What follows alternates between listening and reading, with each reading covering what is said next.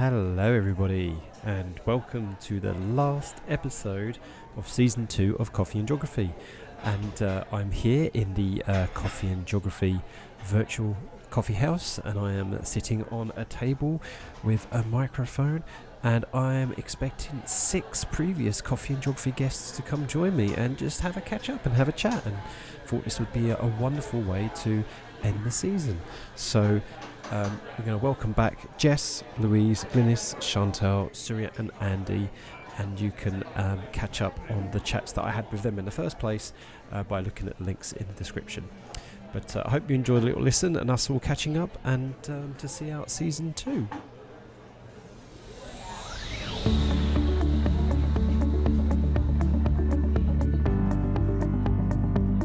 Welcome to Coffee and Geography, where my guests and I geek out about the world and everything on it, discovering that we are all geographers in some way, shape or form. I'm your host, Kit, and my pronouns are they, them or she, her. So settle down with a brew, hit that subscribe or follow button, and enjoy the listen. This podcast is sponsored by the World Energy and Meteorology Council, or WEMC for short. WEMC is an international organisation focused on weather and climate data to support energy transition, and we also work with educators. WEMC have created Teal, an easy-to-use free visualisation tool that enables you to explore climate variables for the past 70 plus years. Get started at tealtool.earth. Find us at wemcouncil.org and follow us on Twitter at wemcouncil.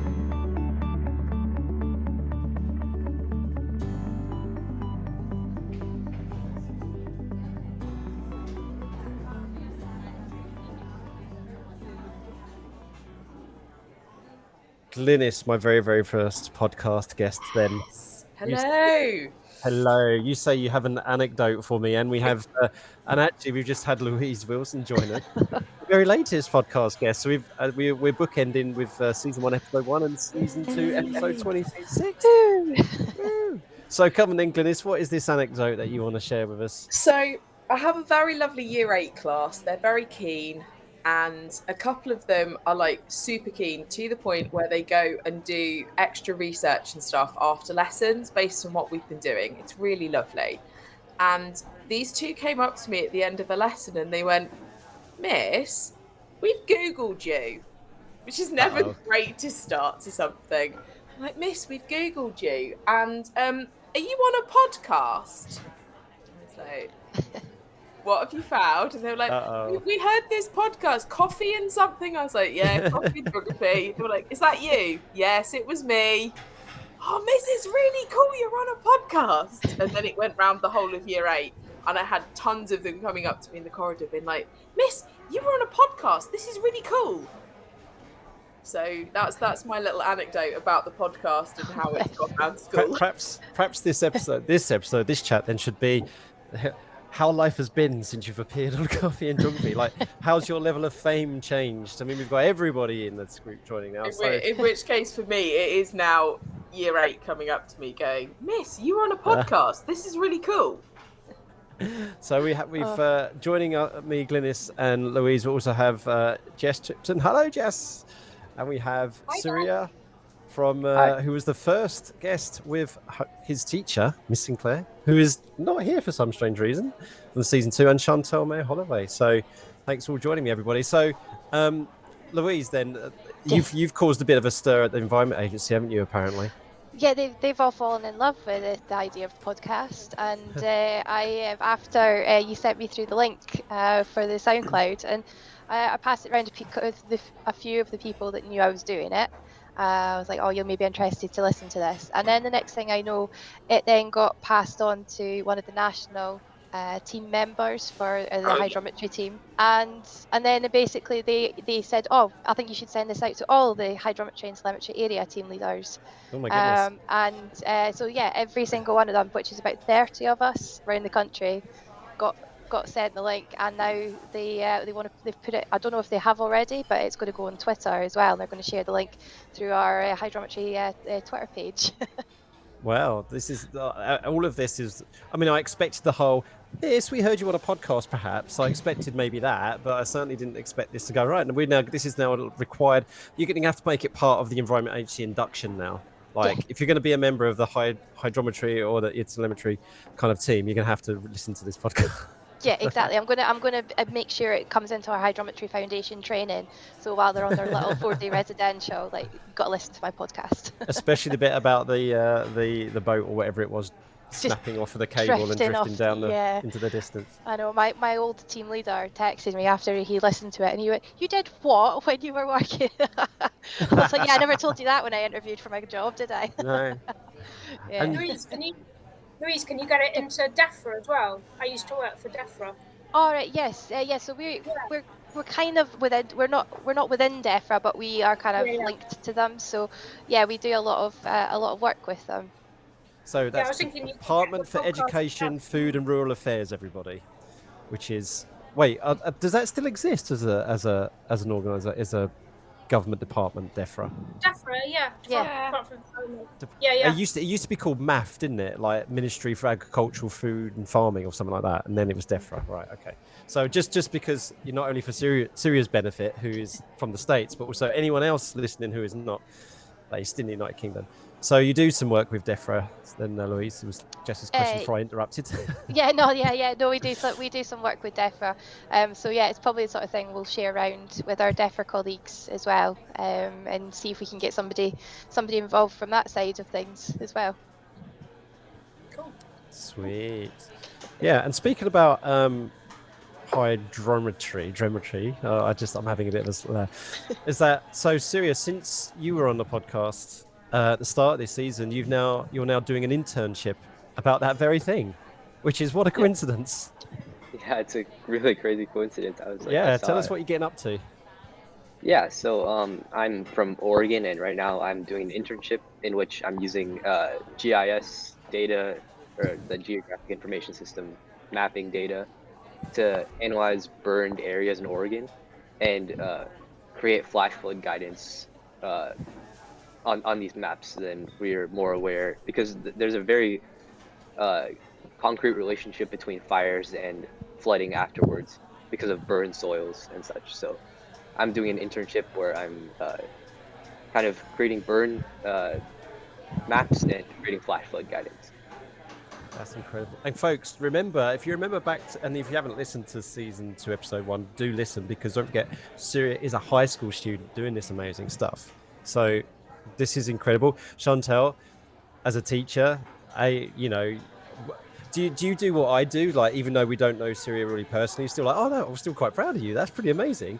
And surely you've got to get Surya in to talk to people of his age in your classroom, surely. Yeah, that sounds amazing. It'd be great to have you to talk to students. I had an ex-student that went on to do GIS mapping, now works in Switzerland or something. I had him back in to go and talk to my students, and it's just so nice to have somebody at least closer to their own age to be able to relate to, and someone that they can look at and go, oh, okay, that didn't take them long to do something. So they can see the way. It'd be great. I'd love to meet this student. Well, there was one thing that really happened, which was amazing, where I think it was last season, where I had a load of my ex-students come on at once. Like, I think there was 4 or 5 of them, and like just gang up on me, and which was lovely. But the thing that they all had in common was that I took them to the Yellowstone area of the United States for a field trip. But one of the people we met while we were out there was some really close friends of mine, Chris and Mary Martha Barn, who owned the Howlers Inn, Wolf Sanctuary and B&B. And you can listen to Alexis's chat, everybody, about what it was like growing up on that. So, of course, Alexis was this little high school kid meeting my high school kids, if you like. And now we're good friends. And it's just so amazing to now see what these folks have done, like throughout their high schooling, and then what they've done after they've left high school. So, and for you, Surya, to get, a front foot, already, because there are quite a lot of high school students doing these amazing things before they even leave high school. But there's quite a fair few that are not. But I see, Jess, you're nodding your head there, because, of course, you work with quite a lot of these said high school kids. Yeah, completely. Yeah, already, setting up sort of big initiatives and campaigns. And, yeah, I mean, a really good example is Clover Hogan as well, who got going very young, and I think she's still only 22, and now runs this non-profit with big staff, and and I think not gone to university. I think there's like no need really to go to. I probably shouldn't be saying this, but you can definitely go straight into getting on with things. Yeah, don't worry, no one's listening, Jess. Don't bother studying. Don't learn anything. Just do it. Just get on with it. But to kind of both back you up and to kind of help you get out of the hole here, Jess, is that school does other things for you other than just get your exams and pass and get your grades and things like that. If these students were not in a school, they might not have had access to like-minded people, passionate people about, say, for example, what you do with the climate, with environmental destruction, and then would have not had the opportunity to connect with people to take some action on it. So it's provided a catalyst, provide a conduit for that stuff. And the same with Surya. If Surya didn't go to school, even though as talented as he is, he would have never made those connections with Miss Sinclair, with Lauren Sinclair, may not have got into GIS and may not have done this thing on the side, which may or may not be related to. So, regardless of whether someone directly benefits from high school or not, I think there's all these tangible offshoot benefits that are almost, uncountable because there's so many. So just to clarify, I think everybody needs to go to school. I meant beyond that. School's good. Go to school. Folks, not when it's too hot if you're not supposed to. Not if there's COVID if you're not supposed to. Not if you're sick. But other than that, go to school. I think everybody, and everybody, you can listen to the conversation between me and Jess, and she very much values education, and it is very clear. So. Yeah, I mean, I wouldn't have even known what GIS was if it wasn't for Miss Sinclair, but now it's a big part of my life. I guess I've used GIS in so many different ways. It's like it's crazy that I wouldn't even have known about what GIS was if it wasn't for Miss Sinclair. So well, even though you're not here, Lauren, we're sending you. It sounds like we're sending you lots of love, and we hope that. We know that you've is a special occasion on the way, and everything is going all well in that front. And look after yourself. So and there's another person I was hoping was going to be here today, Alistair Hamill, who loves his bit of GIS. So I think he would absolutely adore for you to say that. So Glynnis, when's the last time you used a bit of GIS in your classroom? Then surely it was just very recently, being a geographer, wasn't it? You could say like last term or something. No, it was actually a couple of weeks ago. We were doing a residential trip with our Year 12 students. We went to Flatford Mill Field Study Centre and for their NEA, and we were going through the bits for data presentation, and we'd come back from doing some data collection in Ipswich, looking at regeneration, and the students were using GIS to present some of their results. And kind of getting them to test it out and what have you. I will say we haven't been able to use it anywhere near as much coming back to school since COVID, because we've lost our computer room in the geography department at the school that I work. So it has been really hard to try and get even little bits of GIS in. So it was really nice for the students to be able to sort of do stuff on the iPads and kind of play around with stuff. Now, I'm a little bit upset, because you were effectively in my area and you didn't tell me. So, I can't believe that. Like, I'm 40 minutes drive from Ipswich and just about maybe an hour from Flatford Mill. But in fairness, I didn't tell Vicky, another Twitter person as well, and she got upset with me. She got upset with me as well. Yeah, Vicky, so she's a teacher based in Suffolk, a geography teacher. But I really, this is how incestuous, especially Surya, here's a good thing for you and everybody listening. Here's how incestuous like the geography teacher community is, right? So this is no word of a lie. And I know some of you saw this on Twitter. So I'm at the University of East Anglia at work, and I'm just returning a fleet car, right? So one of the new Nissan Leaf fleet cars, lovely. I'm just parking up in there. And I noticed as I look towards one of the student accommodations, there's a couple of people there, like with just like loads and loads of baggage, like just strewn over the green. I was like, that's a bit strange. I said, okay, it could happen. Maybe it's students moving in and out. Maybe it's a tour or something. I don't know. And then I didn't have my glasses on, so I couldn't see exactly. But I was like, it's so funny. It's like one of those people who looks like Denise Freeman. It's just so uncanny. I was like, wait a minute, what? That is Denise Freeman. What is Denise Freeman doing all the way up here from East London up in Norwich? And what is she doing with 60 pieces of luggage or whatever it was? So for the folks who want to know who Denise Freeman is the future president of the Geographical Association. So which will be the academic year after next. Good friend of many of us in this call. And yeah, apparently she brought her year 10s up to do some field work up in the Norwich, Norfolk area. And they did a campus tour of UEA, but they had a bit of problem with transportation because their coach company pulled out apparently. And so they had got us at UEA an emergency to kind of like organise a campus tour and stuff like that while they were trying to reorganise new transport to get the kids back home. So, but how's that for a small world? That's ridiculous. I mean, I will tell you now, so just to save you from getting upset again, Kit, I am on holiday in Southwold again this year. So I'm back in your neck of the woods in a few weeks. Okay, well, you'll have to let me know when that is and we'll pop over. Yes. So let's talk about this then, folks. So the bit of the context that everyone's needs to know, I guess, is that this is the weekend before that excessive heat warning here in the United Kingdom of potentially over 40 degrees Celsius. So when you're all listening to us chat with the recording, we will know whether we broke that horrific record. Well, regardless of whether that's the case or not, we know that these things, the 40 degrees Celsius is going to appear on the map, unfortunately, in the future to come. But let's be a bit more positive and think about what we're going to be doing for the summer. So we'll start with Surya and then Louise, the non-teachers here. So Surya, I'm guessing you're already on your summer break, being in America. That you've probably been out for a month already, I guess. Yeah. It's been a lot of fun. 3 months out. So what are you getting up to for the summer break, or what are you planning to get up to for the summer break before you go back to school in late August or whenever it is? Yeah, I mean, I've been doing the internship I talked about earlier, where I'm analyzing fires in Oregon.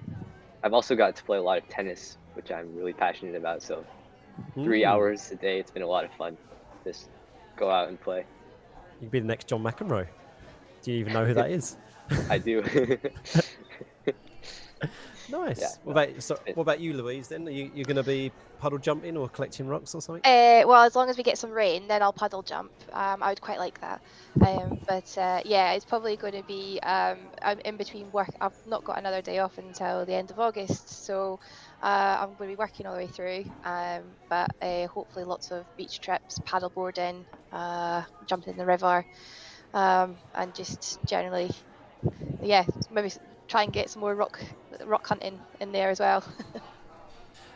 Cool. I know probably not meant to endorse this, but we'll start with you, Louise. If anyone else wants to chip in, is there like a really good relative? I mean, obviously, when people go swimming and people go in natural water courses and stuff like that, they have to take precautions and the risks involved in this kind of stuff. So without endorsing any particular kind of silly behavior, is there like a really good natural water hole which is like would be a good swimming spot, or that you've been to which for you is a good swimming paddling spot?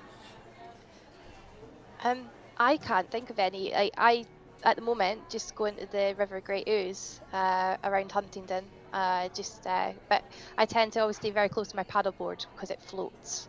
So because I'm not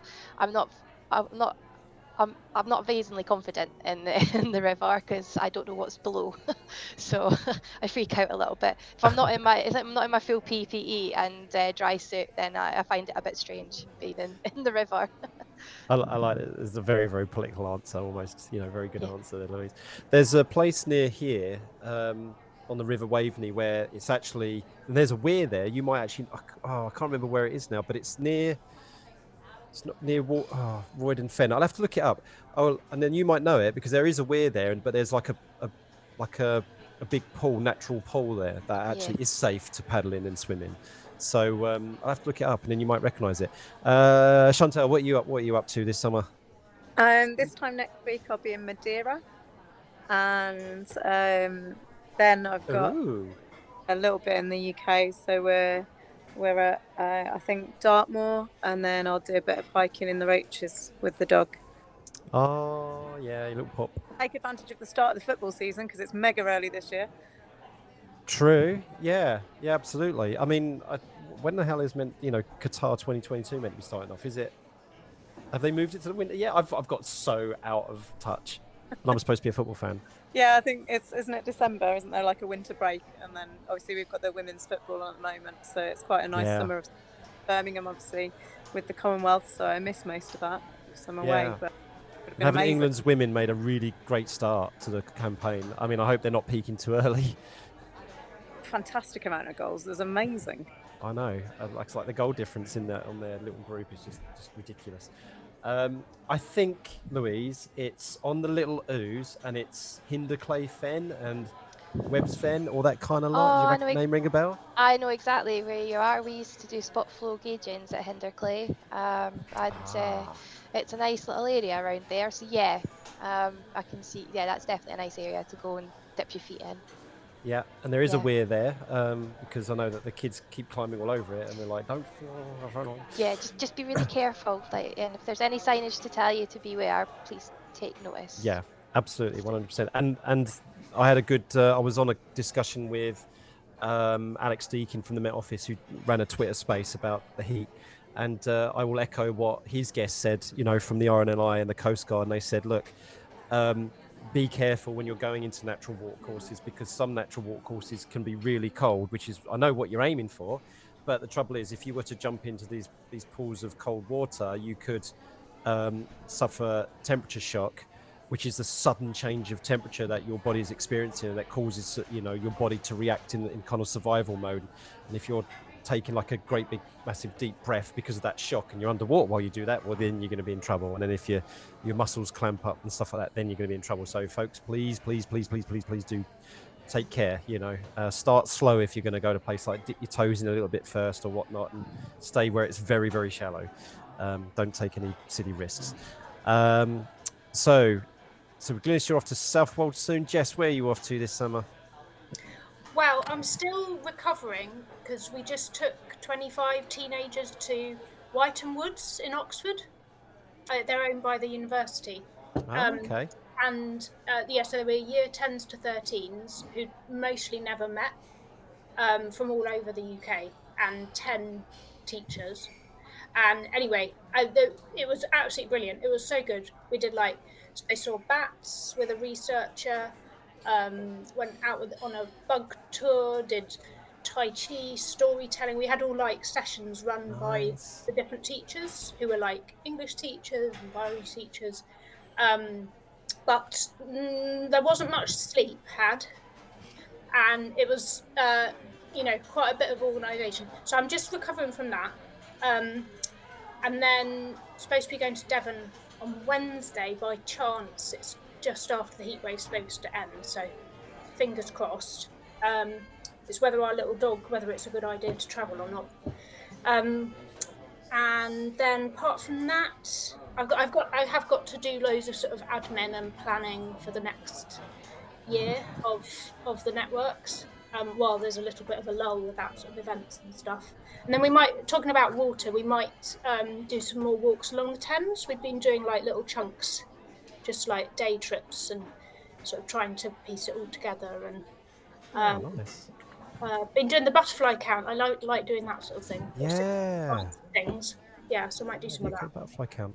And just opening the floor to everybody, really. I mean, are you like me, as a teacher, that going away doing this kind of stuff, whether it's for field work for yourself or for your work, or whether it's going on a field trip with kids, that, okay, yeah, you got logistical planning and you got all that kind of stuff and that stress and stuff, but really it does feel like going away sometimes. I mean, I always used to feel that way, going away to the Yorkshire Dales for a week to do the Kids Job Muir Awards. It was that was a holiday for me. I think it's more so since COVID, because it is so exciting. Even just a walk around the local estate is just so, you remember why it's so important to take the students out. And some of them go, "Oh, I've never been down this road before," and you're like, "How you live here?" Yeah, and I know in many episodes of many people, we've spoken about how, the disruptive nature of COVID has been, obviously has its negatives, and it's been very, very tragic for a lot of people, but it's also had this kind of like positive disruption as well, like making appreciate some of these spaces a lot more. And we can only hope, can't we, that society as a whole can like learn lessons from what's happened over the past few years. I mean, some people hold up more hope than others, but optimism, I don't know. I think humans have very short memories.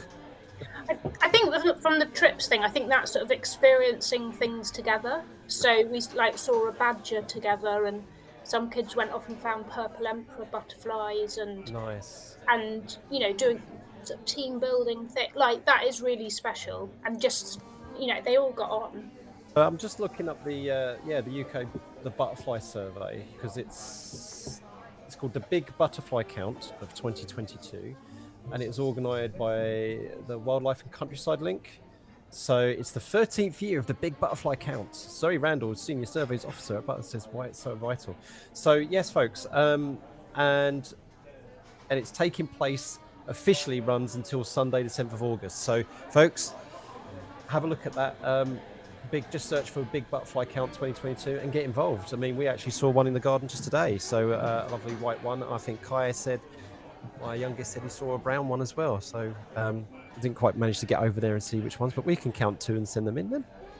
Yeah, it's brilliant for the kids. It's brilliant, and it's only 15 minutes, so it's like attention span wise, it's about the right sort of length of time, and it's good as a little work break. Get away from the computer. That's good. That's a good plan. Yeah, that says us all sitting here on a virtual coffee house. So fantastic. Well, I am. So back to me, I suppose. So we have finally got my father-in-law visiting from the States the end of this month, which is brilliant. So what we're doing is we are going to go to the Ridgeway and where the White Horse is on the side of the hill and all that kind of stuff, and Aylesbury and everywhere. And we are hiring an electric car that goes a lot further than my current one, because I'm not going to be able to get down there in my little old Nissan Leaf. So I think we're getting a Vauxhall e-Corsa, and we're going to take that out for a spin. And we're staying at a place called the Royal Oak, and I can't remember what village that is, but it's somewhere near the White Horse. So that'll be quite nice. And it'll be good for the kids to actually physically see their grandpa again. Because it'll be the first time, well, it won't be the first time since COVID, because we did manage to go over to the States.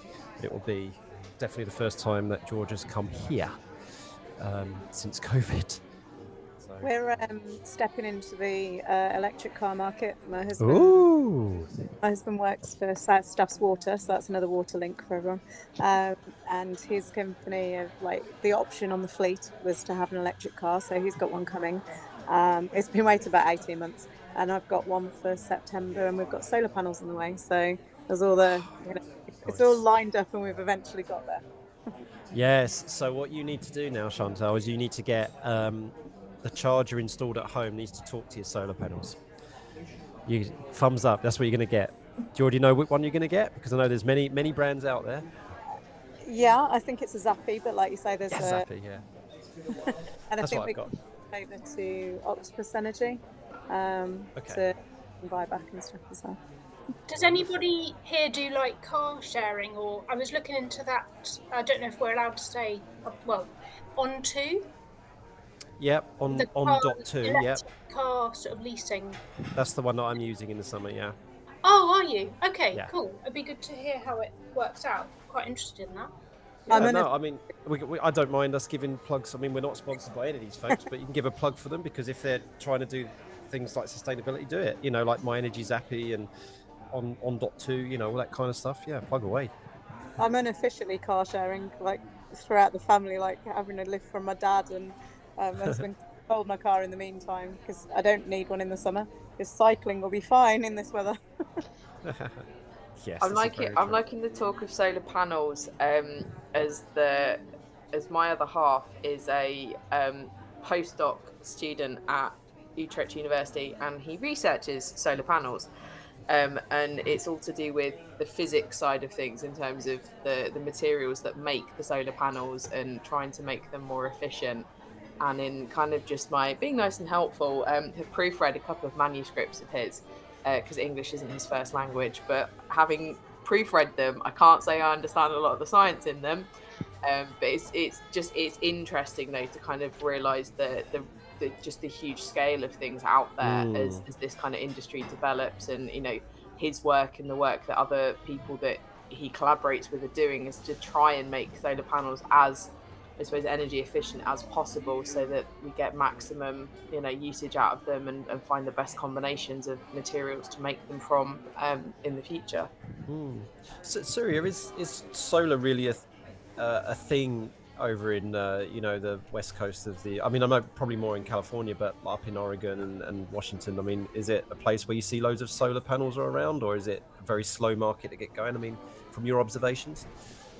Yeah, I mean, probably not as much as California and such, because of the I'm in Portland, Oregon, and it's known for a lot of gloomy weather.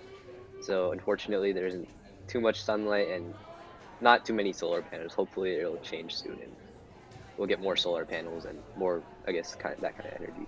But yeah, just because of the gloomy weather, I don't think it's too common.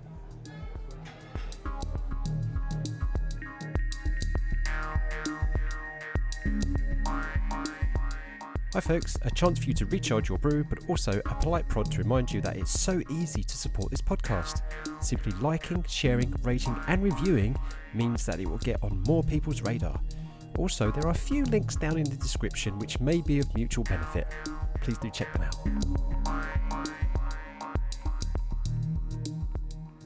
I was hoping we'd have the token interloper joining us, and we will be joined by Andy Plastides. Hello Andy, how are you? Hello there.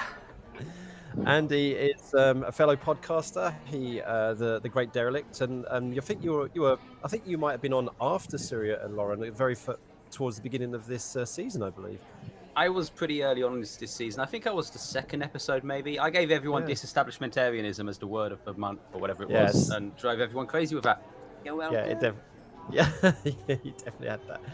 Yeah, so Andy, welcome to the end of season Coffeehouse. It's lovely to have you. Thank you. Can I just, before you begin, just say it's hot? Can you do something about this, please? It's very hot. I don't like this. I am not built for the tropics. Well, just because I'm a climate educator doesn't mean I can turn the thermostat down for the country, Andy. It doesn't work that way. No, I thought it's because you're a divine being. You had some sway somewhere. You could, pull some strings, do something. Well, we were all just talking about that not too long before we came on, actually. But one thing we put all that aside and thought, have you got any plans for the summer, Andy? Have you got anything nice planned? Have I got anything nice planned for the summer? Probably not at the minute. I'm just now getting over my first dalliance with the spicy flu, which has been delightful. No. Yes. Do not recommend 0 out of 10. I don't know, outside of that. Maybe travel, do some holiday stuff. I know my wife is very keen that we can go and do something, but seeing the state of the airports coming up, not doing that. No, thank you. I don't know, maybe travel around the country, see some friends. I mean, I'm loving the confidence that we're going to survive into the summer. Big ups on that. But yeah. Well, folks, the one thing that me and Andy have in common is that we love a bit of cosplay. And one thing I know it's kind of like after the summer, technically, Andy, but we are both going to be going to NorCon. Yes, NorCon. September. There you go. Yeah. Yeah. Still not there with it. Yeah. Yeah. So I don't have any costumes to hand, but I do have a com badge within range. Any of the rest of you Star Trek? Glynnis, you watched a bit of Star Trek, didn't you? I dabble. A bit. I'm more sort of Doctor Who. Andy could talk to you about Doctor Who. Kind of things. It's funny you mentioning cosplay, because my main cosplay costume is Luna Lovegood from Harry Potter. I can do that. And you also can't see my bookcase in the current shot, which has all my Funko Pops on for a whole range of different franchises. So there's my nerdery coming out in the background. Yeah, is you the Harry Potter? Because I actually did quiz you on the Harry Potter, didn't I? You did. Yeah. Or was it the Doctor Who as well? I know, was it at least the Harry Potter? Yeah, Harry Potter and Doctor Who are my two main fandoms. The Doctor Who is what I share with my other half as well. So that's kind of our one, and then I've got Harry Potter and Lord of the Rings as well. So I've got all sorts of the big major ones. Funny you say that. I've literally got Harry Potter and Lord of the Rings themed Trivial Pursuit just sitting on my desk. Yeah. We've got Lord of the Rings Trivial Pursuit as well, yeah. So good. Well, it's an exciting time to be a fan of Lord of the Rings because we're going back to the Second Age. Wait, what? Did anyone else see the trailer that dropped this week? Yes. Yeah. I got more than excited. Yeah, so did I. I sent it around every WhatsApp group I knew with people in it that would be vaguely interested. So wait, excuse my ignorance. Are we talking about what, Silmarillion kind of age? Or So Amazon are doing a new series, which I think they're pitching as Game of Thrones, but it will end well, and it's supposed to be set during the Second Age. So it's done with the support of the Tolkien estate. So I'm sure they'll be pulling a lot from the Silmarillion and the established lore. But It's a lot called the of Rings that. of Power. Yeah. It's about how the rings were forged, isn't it? Well, Something we know like that that. Sauron's in it, although I don't know if he was still called Sauron at that point. Lord of the Rings, it's not my thing. I know Galadriel is in it, though, so I'm looking forward to that. Yeah. And everybody, welcome back to the Great Derelict Podcast. Yeah, it's a podcast about everything and anything to do with science fiction, although this is fantasy, so it's kind of adjacent, almost. You brought this on yourself, Kit. You invited me here. This could be in another language right now. I have no idea what you're all talking You are not a sci-fi fan, are you, Jess? Lord of the Rings, there's too many characters. I can't cope with that many. I agree. Figure out who they all are. Well, okay. Too much of me. All right. There's one thing. There's just one thing, Jess, is that Andy and I and some other folk did a Great Derelict podcast episode about climate change in science fiction, which is actually can be very, very useful. And I did write a Jog Ramblings blog post on that, and everybody, I'll put the link in the description for that as well. So, if anything, you can just use that because there was lots of great stuff in there. Well, my only sort of experience of I have seen the films and whatnot, but so I used to teach Russian, and in order to teach the alphabet, the Cyrillic alphabet, to like year 7s, I used to have, in order to cater for everyone, I used to have Lord of the Rings characters, Harry Potter characters, that's Gary Potter in Russian, not Doctor Who else would it be? James Bond, stuff to do with James Bond and the world of whatever the other thing would be. And there was only one child in 6 years that couldn't find some topic they liked. But that's my only contribution I can make. Okay, that's good. We're all trying to find intersectional links here. Yes. So Andy, you're there in now. Wait a minute, the Northern Line. Do you remember there was this really strange thing throughout the podcast where I was having a lot of guests throughout the Northern Line, near the Northern Line? Yeah. So you got yourself and Glynnis. Jess, you're not near the Northern Line, are you? Not now, but used to live near Finchley, Mill Hill. Okay, so not far. Yeah. I'm the other end. I'm literally the southernmost point of the Northern Line.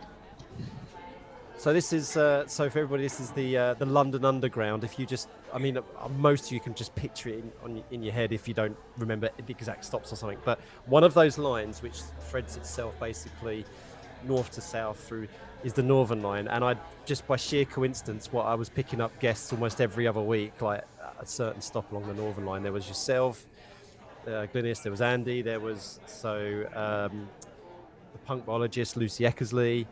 Katie Walter, I'm sure there was a couple of others as well, but it was just I need to get every stop on the Northern Line represented, I think. Break out into a game of Mornington Crescent if you like. Mornington Crescent, yeah, on the Northern Line. For the next series, are you going to move on to like the District Line or Central? Circle would work probably. Yeah, well then I'd just keep going round and round and round, wouldn't I? But not anymore. It's not technically a circle. Oh, what have they done to the Circle Line then? Come on, this is something for geographical. No, it doesn't connect. It doesn't connect back up. It's not an actual circle. It's a spiral line. Yeah, it's a spiral. It never did, or it doesn't now. It doesn't now. It used to. It used to be, because there used to be a pub crawl you could do where you'd get on the Circle Line and just keep going until. Either the line stops running or you died of alcohol poisoning. But now, no, it goes from Hammersmith to Edgware Road, I think. Did they do that to stop people just going around and round it? Well, I mean, the official reason was to increase efficiency, but I'm guessing probably that one. Stop drinking. Yeah. Yeah. It's the curb the pub crawls. But yeah, so it diverges at so you got Edgware Road to Hammersmith, kind of like spur. But surely you could still go in a circle, because couldn't you just stay on Edgware Road, go through Paddington, Notting Hill? No, they don't. They don't go. So basically, they will start at Edgware Road, or they'll terminate. So if the train will stop at Edgware Road, and they'll probably tell you to get off because they want to clean it. Oh, fair. Okay. All right. Interesting. Very interesting. Of course, there's a lot of interesting things going on with the Underground network, the London network, anyway, because Crossrail has not long opened with the Jubilee. Finally opened the Elizabeth line. Yeah. The Elizabeth line. Thank you. Yes, Elizabeth line. Well, Elizabeth- it's like the new Battersea Power Station. Yep. Has anyone been on the Elizabeth line? Not yet, because I have tried to avoid going into town as much as possible at the minute. Plus, right now, this coming week is not a good week to be going on the tube, even if it is air conditioned. So the first part of the Elizabeth line was completed in May 2015, and it's finally got to the point where it's gone across the London, but it's not expected. So the whole completion was meant to be by December 2019, but it's not expected to be complete until May 2023. Oh, it gets better than that, Kit. On YouTube, you can still find it. There is a old LWT news broadcasting announcing the start of Crossrail from like 1991. LWT, London Weekend Television. There you go. God, I remember that. So Louise, you kind of moved down south for all this nonsense. Well, surely the transport network in Scotland's a lot better than this. Well, you'd think so, but the area that I'm from in the Scottish borders only had its railway reinstated in 2015. So my whole childhood was basically getting an hour and a half's worth of bus up to Edinburgh just to have a day's shopping. Oh my goodness. Well, so we're going to bring this to a close now, folks. I mean, if anyone wants to hang around and chat after the mic's been switched off, that's entirely up to you. Yeah, we're all geographers then. So we're talking about, we've already had a little go at hydrometry, thanks to you, Louise, and Surya talked about his internship. So Jess says, oh, it's new to me. So do you now know what it means, Jess? I think so. I'm not a geographer, but I said that on the podcast. I was very clear. So I am an interloper, but we're all geographers. I know that's the answer. No more than Andy. So it's all good. So Andy thinks that hydrometry is a very nice word. So Andy, you probably still don't know what it is because you were late. Yes, I was late. In my defense, though, again, it was very hot and my brain wasn't working. But I'm guessing, was it hydrometry? Hydrometry? So it's something to do with measuring water? Oh, yeah, you pretty much got it. Yeah. Okay.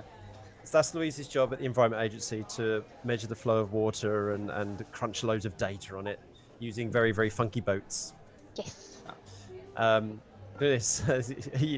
Even though you're a geography, first time you've come across that word? I mean, to me, it was as well, because I thought it was just hydrology, I hadn't heard of it, and I was trying, so that's why I wrote lots of syllables, because I was trying to pronounce it. I was like, there's just, for the number of letters, there's too many syllables. Yeah, just a combination of hydrology and telemetry, basically. Yeah. And what does Chantal say? Chantal's there, but I can't get to her avatar to get what she said. What did you say? I said concise, I think, because I've spent a lot of time this year trying to get students to understand really complicated geography words and breaking it into pieces. And I was like, oh, it's actually really concise. It's exactly what it needs to be. Okay. Yeah. Now, this is going to be interesting because there is 6 of you and we've got to come up by consensus for the very, very first We Are All Geographers word for season 3. Now, folks, I am needing to take an extended break with the podcast. We will be back. Do not worry. I'm sure Andy will have me along the Great Derelict a couple of times to kind of, if you need to be tied over in any way, shape, or form. If I'm still part of the bulkhead there, so that's all You good. know, you can just whenever you want, just come over. I need to do one for this week if you want, so come over. We'll see. So, folks, but I'm probably at 2023. So the start of 2023 is probably when season 3 will return. So you've got until then a good 6 months or 5-6 months to think about the word that these folks are going to come up with. And it is not going to be as convoluted as anti-disestablishment materialism again, right? Aww. But what do we think, folks? Anyone want to throw out some suggestions there? And it's going to be interesting because, of course, the person doing this will probably be doing it in like January or something like that. So I was about to say, the natural word is probably something like heat wave. Heat, yeah. That's what I was Doing thinking. it in January, we haven't, Well, it could be because they it could be a do, good. they could discuss potential ramifications of ongoing heat waves, or was it heat dome that they've been saying in the news as well that we're experiencing Heat dome. in Europe? This heat dome. What about wet bulb? Because I keep hearing people saying we need to talk about the wet bulb. Yeah. Do you want me to give that to the guest without any context whatsoever? Probably not. It's a bit risky for your first episode back, I would say. Okay. Surya, please save us here. You've got to be the most mature person here. No, but I think heatwave is really appropriate. Yeah. Okay. For sure. Dare I ask if Andy concurs? Well, I have a word, but you like to keep this thing PG, so I will. Yeah. I will say though, it starts with cluster though. Right. Okay. All right. You can tell me after we switch the mic off. All right, Louise, you think we go with a heat wave then? Yeah, I think that's the most apt at the moment. And Louise being the first person who gets to say in 2 words in coffee and geography. So, okay, folks. So, when season 3 returns in 2023, we're going to get the first guest to talk about the word heat wave, which is going to be really interesting for them to do if we're going to be talking into the winter by then. As Andy says, if we get that far. Well, it might be on the southern hemisphere though. It might be. Well, this is true. Summer. Yeah. We don't. And I'm an educator who definitely turns around and says to people we should not be making fun of excessive heat because it can be quite dangerous. So, so that is definitely a good point we need to bear in mind. Of course, but while you mentioned southern hemisphere before we close, Andy, of course, they've had their first coldest temperature record there in Australia of -6 degrees Celsius. That's the coldest it's ever been in Australia. It's almost like we've broken the entire planet. I know, it's crazy. So, but that is in comparison to the 140 records that are currently being broken recently because of the heat, particularly in the Northern Hemisphere. So that is the kind of the way that we're going. But on that note, I just want to say thank you to Glynnis, to Louise, to Jess, to Surya, to Andy, and to Chantal for joining me for the end of season Coffeehouse. Folks, it's wonderful to have you back on again and for a little quick chat and to meet each other. And yeah, please continue to collaborate with each other. And folks, if you want to collaborate with any of these folks, go and find their episodes and get their contact details and get in touch. So thank you all. Thanks, Kit. Thanks. That's Yeah. it. Bye, everyone. Thanks.